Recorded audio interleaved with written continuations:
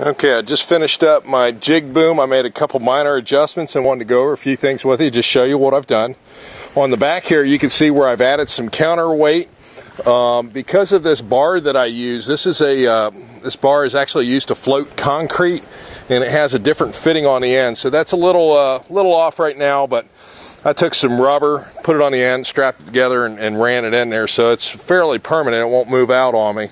And right through here, you can see these fittings. These are fittings I actually didn't need, because what I did was I took a hollow aluminum tube and then put it on the end of a 1/4 inch bolt, and I have the ability to adjust this tension right with one wing nut right in the center. So really I didn't need these swivels at all. You know, that's something I could have gone without. These are a must. This is actually a must.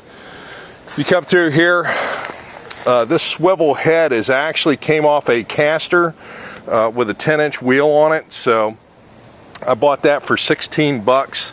Put a little bit of spacers in here. I had to bring it over to one side because I wanted to make sure that this piece of aluminum here that helps keep the head stable was really close. So going down through here again, like I said, this is just this just came off of aluminum float.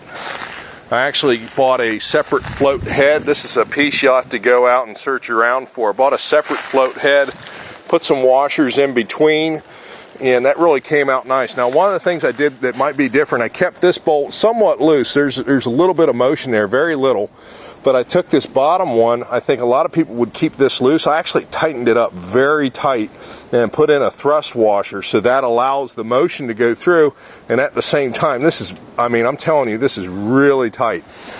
On the end, you can see I've got some counterweights right here. This is strictly to simulate the camera that I have in my hand, and this really floats around quite nice. I was really pleased on how it came out. Looks like my little weight came off there, but that floats around quite nice. Now this last piece, I don't have perfect set up perfectly, perfect distance with this other piece of metal that I have here. Now that does adjust the head. I want to come back later and figure out something where I can stick it in the center here and make that perfectly lined up and really come out with the angles that I want. So let me give you a few pictures of what I've done.